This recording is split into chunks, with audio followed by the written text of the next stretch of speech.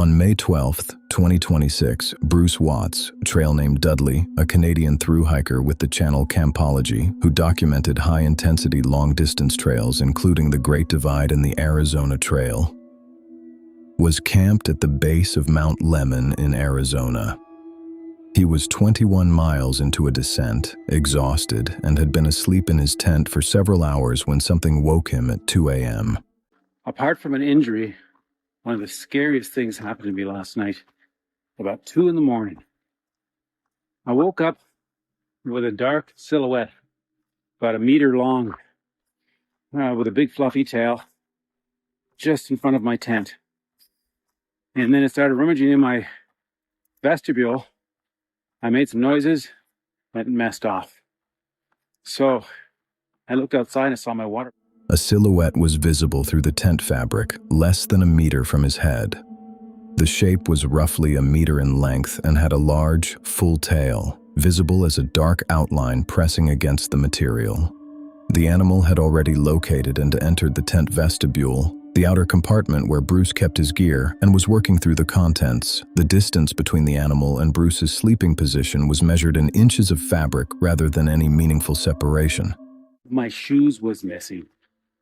I'm deep in a valley in Arizona with nothing but mountains on each side to get out with only one shoe.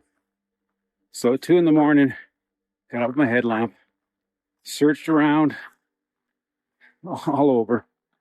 After about 20 minutes, I finally found my rogue shoe in the forest about 10 meters behind my tent. I guess the critter, whatever it was, didn't like the taste of it and just left it there. Oh man. In any case, I'm walking on 2 shoes right now and it feels good.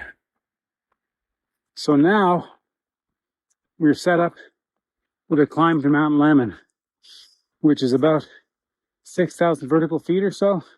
I have to check my map to confirm that, but it's quite high. And it'll be all day. Good thing is, at the top of the mountain, there's a village. And in the village, He produced enough noise to drive the animal back. Then he checked the camp. His water bottles had been displaced and were scattered across the ground. Then the more critical discovery. One hiking shoe was gone. The animal had taken it into the darkness. Without both shoes, Bruce could not descend the remaining 5,000 feet of technical desert terrain. He could not continue the Arizona Trail. He was stranded with 800 miles remaining between his current position and the trail's end, and the shoe that made continuing possible was somewhere in the dark outside the camp. He searched the area around the tent and found the shoe approximately 10 meters behind it on the ground. The animal, most likely a coati or a large ringtail, had apparently found the material unsatisfying and left it in the dirt. The shoe remained functional. The crisis that had opened up 30 minutes earlier closed. Bruce completed the night, rose at dawn, and ascended 6,000 feet to the summit of Mount Lemmon the following morning. He arrived in the trail town of Summerhaven at the top, reconnected with other hikers, shared the account over pizza, and the Arizona Trail continued. The coati had taken a shoe that cost it nothing to abandon and had, without knowing it, very nearly ended an 800-mile expedition. On May 3rd, 2026, the creator behind My Adventures Begin at 50, a UK channel focused on practical bushcraft and solo overnights without paranormal equipment, just a Bergen and a tarp, arrived at a secluded section of Woodland in England and set up camp for the night. I knew they were around here somewhere. I've just come from that way, so I must have walked straight over the top on them.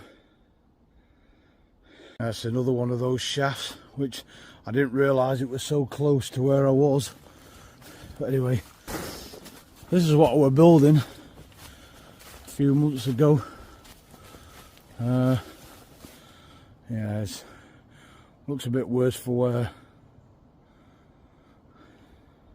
I don't think anybody's been here, but you can see everything's died off. Anyway, I'll spin camera around and show you. So I had a bit of a wall there. There is a pathway what I'm walking down, where it's about 50 or 60 yards that way, It's quite well, it was quite thick woodland at the time. I think you'd be able to see somebody walking down it, sort of thing. Plus you're dealing with all that mud. I built that top bar like a goal post to put a shelter in, coming down back end on it, sort of thing, or maybe from this tree to this tree, an hammock. Maybe I was planning on building today a bit of a barrier here just to protect, so no one can see me having a fire or anything like that. But everything is so wet through. I didn't think it'd be that wet.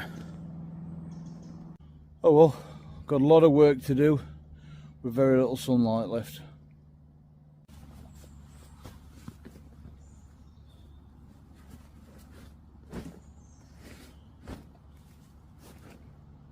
So some of you might have noticed as I was walking up that pathway, I bought myself a new bag, British Army, Bergen, 120 litres.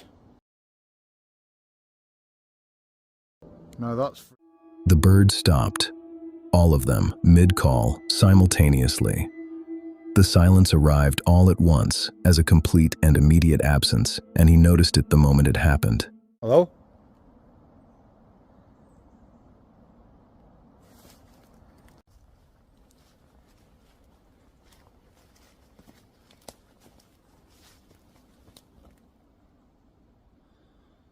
It's fucking freaking me out, that is.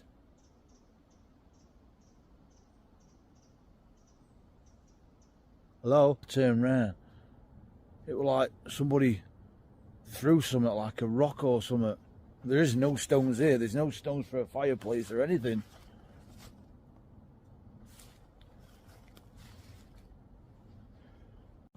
Anyway, sun's setting now, so I ought to think about getting this shelter set up. He reached for something to steady himself and found nothing in the environment that helped. He examined the ground around his position.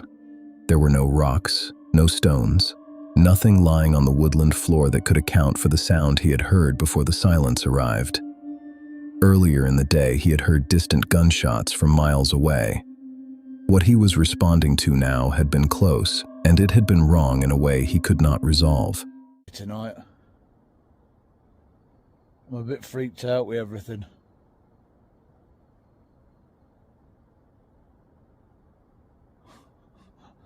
It's not like me at all, this.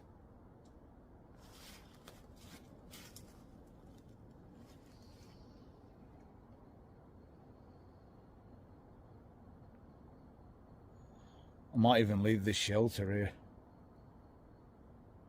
And again, I don't want anyone else to find it. I'm not sure.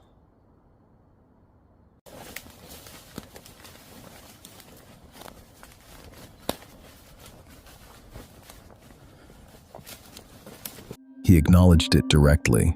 His nerve had gone, and that had never happened to him before during a solo camp. He had spent nights alone in challenging terrain without anything approaching this quality of fear. The overnight was finished before it had properly started. He abandoned the half-built tarp shelter, packed the Bergen, and began moving back through dark, muddy woodland without a head torch, focused on reaching the road. The foxes, badgers, bats. The hell? Remember that tree? What's path gone? Oh, it's here.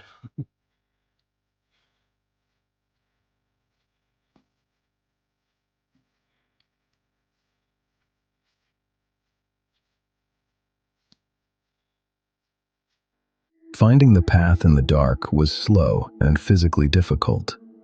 He whispered as he moved, hearing sounds in the shadows around him, footsteps, rustling, without being able to confirm their source and without wanting to stop and determine it. He reached the lit road intact, shaking, with 2 miles still to cover. He reflected afterward that a horror film viewed days earlier may have contributed to his state, but he was precise about one thing. He had never experienced that degree of fear during any previous solo camp. Standing at the end of the footpath, he was genuinely uncertain whether he would return to that specific woodland. On July 26, 2021, the creator behind We Do It Outdoors, a channel dedicated to first-person wilderness expeditions and cryptid research in the American Midwest, arrived at Vista Venue Campgrounds in Ohio as daylight faded and began a call-and-response investigation. The method was simple: strike a section of timber against a tree with sufficient force to produce a sharp, carrying crack, then hold completely still and listen for any response from the surrounding woodland. Let's see if we can get some knocking.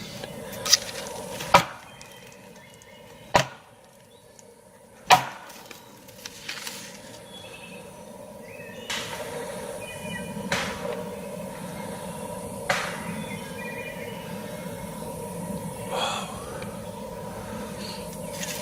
We got a response.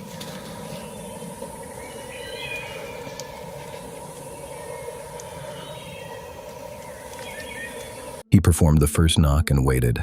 Nothing came immediately.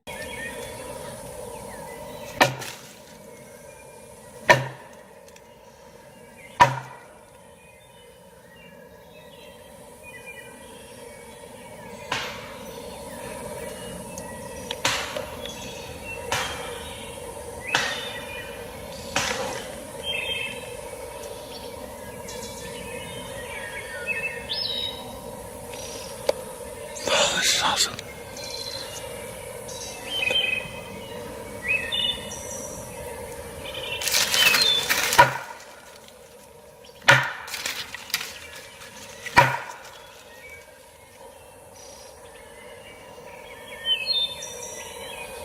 He knocked a second time. The response arrived almost before the sound of his knock had finished carrying through the trees. A loud, deliberate wood-on-wood impact from somewhere inside the nearby thicket. The speed of the reply was the critical detail. An echo would have arrived fractionally later, at a predictable distance from the source.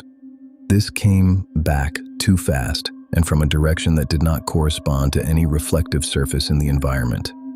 Something had heard the knock and answered it.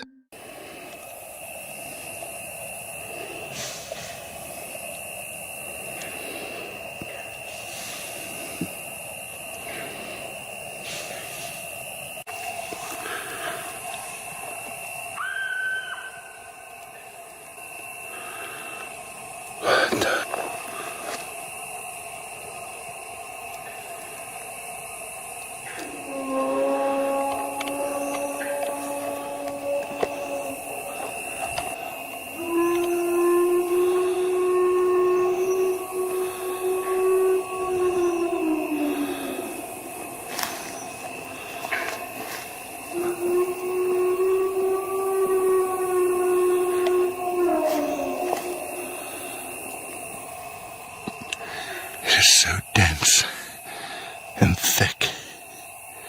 It could be right in front of me. I wouldn't even know it. What?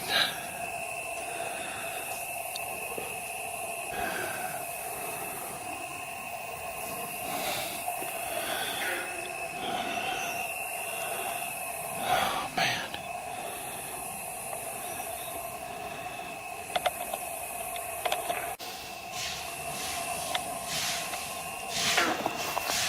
Down in there.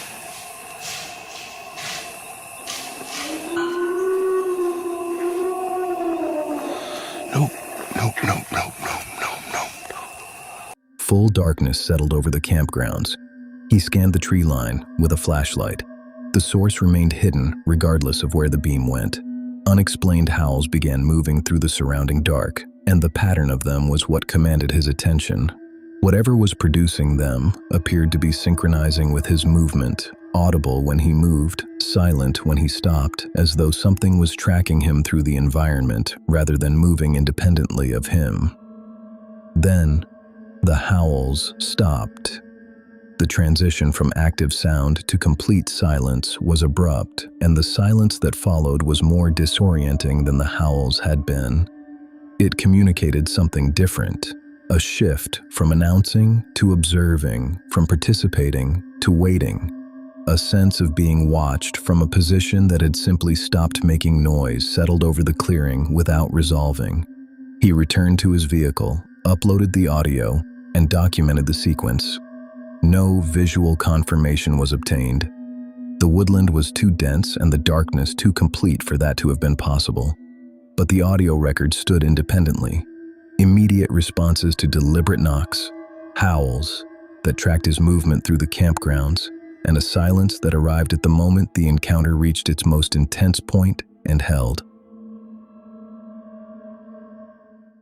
On February 23, 2021, the family behind Roads Rules, a family travel channel documenting national parks and wilderness treks across North America while living full-time in an RV, were hiking a trail through the Hoh Rainforest in Olympic National Park in Washington state when they walked directly into a herd of Roosevelt elk without any prior warning. Up on a small herd of what they call Roosevelt elk. These are some of the largest elk in North America, in the United States. Look right through there.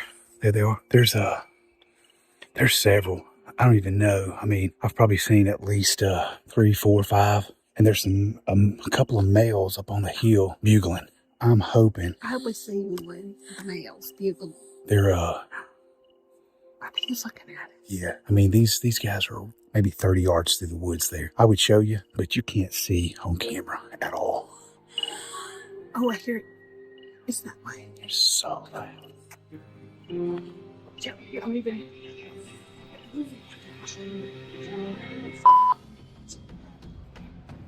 Go.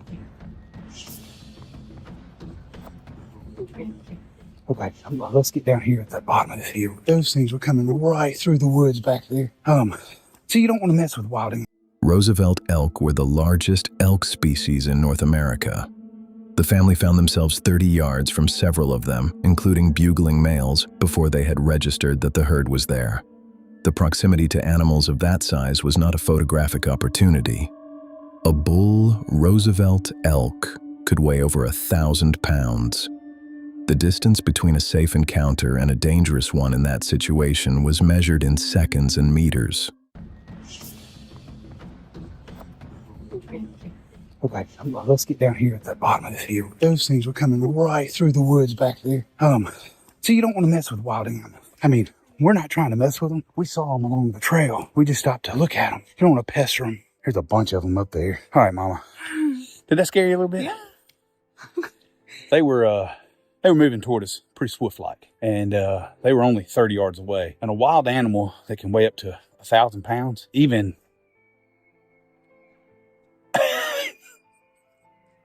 we are basically surrounded by these Roosevelt elk. They're awesome creatures, but one of these guys moving through the woods, even this thick woods, they can make a lot faster trails than any of us can. And if they just get pissed at us, well, there ain't a whole lot we can do. Get the bear spray. We do have some bear spray handy. Just bear spray. And bear spray is for any wildlife. Just spray it right in the face. Spray up to 35 feet, I believe. It's just way closer than I want to be to one of these dudes. Yeah. Anyway, that was a pretty cool moment. Yeah. We heard some. We saw some. We probably freaked out for nothing, but Good enough for me. Let's go. Mama Bear was wanting to get out of there. So we hope you guys enjoyed that little moment because it was funny. Now that we didn't get gored by an elk. Massive, y'all. I cannot believe we walked right by him. And as we walked right by him, he bugled. So we knew he was close. This is a beautiful creature.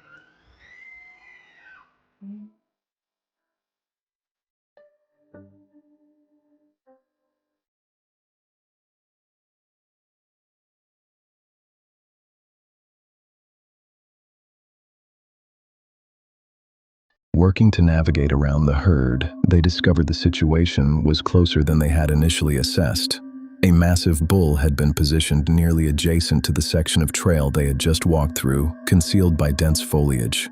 They had been within feet of it and had not known it was there until they were past it. The family reached the waterfall they had been hiking toward, completed the trail, and returned to the RV with everyone accounted for. The adrenaline of the encounter took time to settle. Both the speed with which the elk moved and the scale of the animals at close range had been genuinely alarming, regardless of the preparation they had brought to the trip. In a primeval forest environment, elk moved quietly and quickly through terrain that slowed human movement considerably. The encounter in the Hoh Rainforest illustrated the asymmetry of that dynamic in a way that no amount of preparation had fully prepared the family for.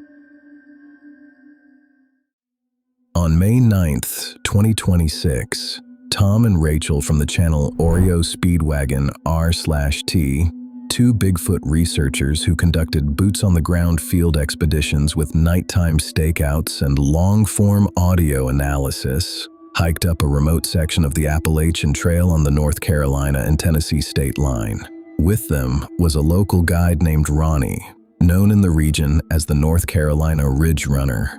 He had spent years in that specific terrain and knew the sounds that belonged there and the sounds that did not. Their objective that night was straightforward: reach an elevated position on the ridge, settle onto a fallen log overlooking a deep valley, and wait. Now, right back up where I'm pointing at right there is up toward Hanging Rock.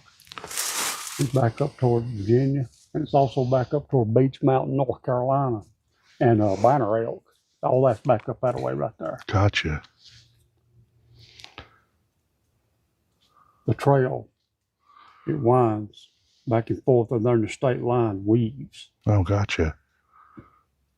Cool. There you Right go. over this. Here you go, brother. Oh, thank you. Yes, sir. Right back over here is a little town called Rome Mountain, Tennessee. Roan Mountain, Tennessee. Yes, sir. I'm gonna zoom in here. And then Elizabeth and Johnson City Belt this way, Tom. Gotcha. Kind of give you your bearings where you at. Gotcha. So if I started walking, I would hit a town right through here, or go this way. Not on the trail. You won't. No, Oh. not here. You'd have to branch. You'd have to branch off. What you do, the trail runs these ridges. Mm-hmm. What you do, like just find your stream or something, a good sized stream, and Water. follow a stream down water. Uh-huh. Always. Okay. But then it comes to a bigger tributary. That's how you get out of the woods. If you ever get in here and get turned around. Gotcha. You just get on a Find branch you a and follow, water you source? come out somewhere, yeah. You may have to walk a little piece. to Oh, I get would out. probably, if I'm a betting woman, because I usually can find water somewhere. Well, there's water all over Appalachia. It ain't hard to find it. They settled onto the log and prepared to hold the position. Almost immediately, the atmosphere around them shifted in a way all three registered without needing to discuss it. The forest went silent. Not gradually. Completely. The nocturnal insects, the night birds, everything that should have been audible in a functioning forest environment at that hour simply stopped. All three members of the group were experienced enough in woodland terrain to know what that particular silence meant.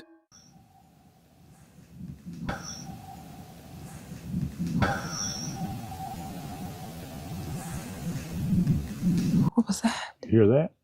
Sure did. Did y'all hear that? Yeah. No, that's an owl, isn't it? Yeah. Oh, is it? But right before that wasn't an owl. No. Sure wasn't. Something stirred them dogs up, didn't it? Sure did. Hear them going? Yep. I don't know if it showed up on the mics, but something out here over here made an unnatural noise. Then it set off, the hoot owl went off, and then the dogs have been barking. Yeah, boy, something fired them dogs up, didn't it? Yeah, it did. And that's what it did last time. Yeah. A few minutes, I guarantee you, if it's interested, you'll hear something coming up that ridge here just shortly. Really? Yeah. Do we need to turn our lights off, you think? I don't know, Tom. I'll turn them off. Turn them off. But like you always say, something that size runs in these woods, it don't matter. He's going to come anyway. That's- Light ain't going to bother him. Well, that's true. This is true. Where does something that size go? Anywhere he wants. Wherever he wants to go. This is what I love. Every account among experienced woods people described the same indicator, that quality of silence, total, abrupt, sustained, pointed to a large apex predator moving through the immediate vicinity. The silence broke suddenly. Something came through the thicket to one side, a sound that none of the three could attribute to any animal they recognized. The response from the surrounding wildlife was immediate. An owl within range began hooting in the aggressive, sustained pattern of an animal that had been startled or threatened rather than simply calling.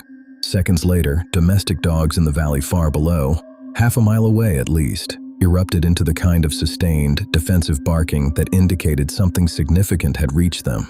The group was unified. Nothing regionally known produced a sound that alarmed an owl and carried to a valley's worth of dogs simultaneously. The silence returned and persisted.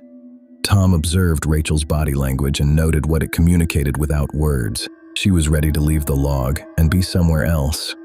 No visual confirmation was needed. The group had each independently reached the same conclusion and began the descent without discussion.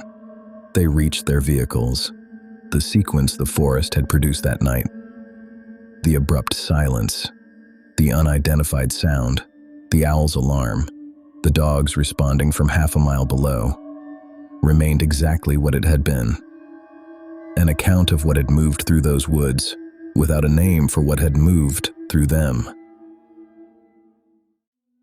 On February 20th, 2024, the Half-Inch Wrench Crew, a US-based paranormal and cryptid investigation team focused on field-based evidence gathering and nighttime tracking in remote wilderness, arrived at a location along the Ozark riverbanks. Oh, dude, my game camera's gone. Yeah, dude, look at that.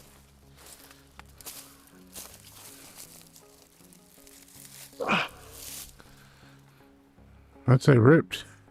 Chewed.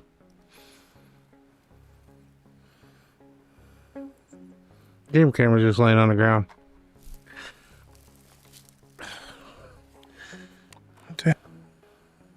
Game camera got ripped up too. Yeah. It's been on this tree for a while. The string, you can see where it's been pulled on. It's stretched out. That was weird, that thump that we heard earlier. Was like, The hike to base camp produced the first discovery before the investigation had formally begun.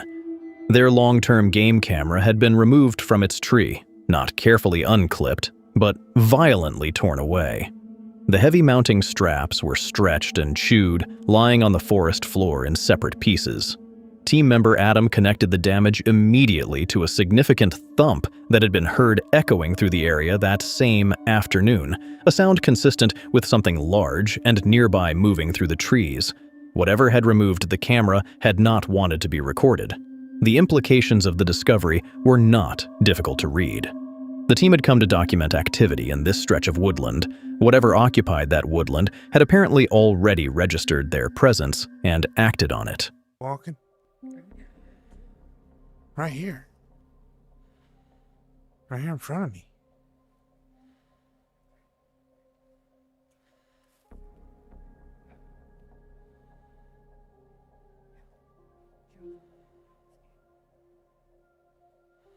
I hear Joe. I hear them moving.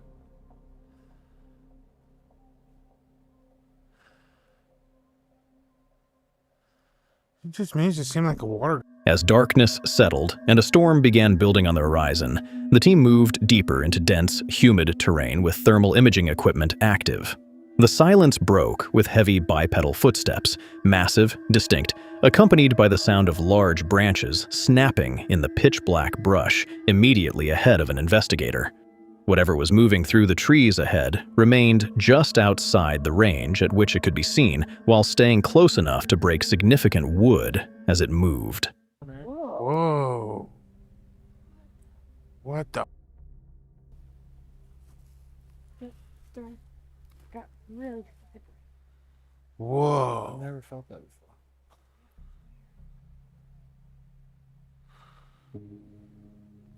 Anyone's got the chills. What? What? It's still full born. I feel like cold and hot air just.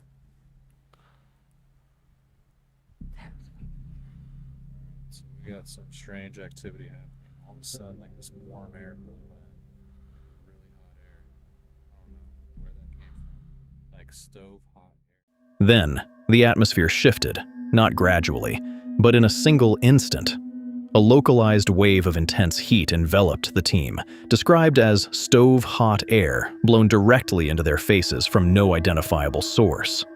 The thermal spike fogged the camera lenses immediately, blinding the recording equipment in an environment where the ambient temperature had been well below that threshold. A freezing night, localized heat. No rational explanation for either the source or the timing. The team retreated to their sleeping equipment as the thunderstorm closed in, abandoning active tracking for the remainder of the night. The accumulated evidence remained. A camera ripped from its mount before the investigation started, bipedal footsteps in the dark, and a localized heat event in freezing conditions that had rendered their cameras useless at exactly the moment something was moving directly in front of them.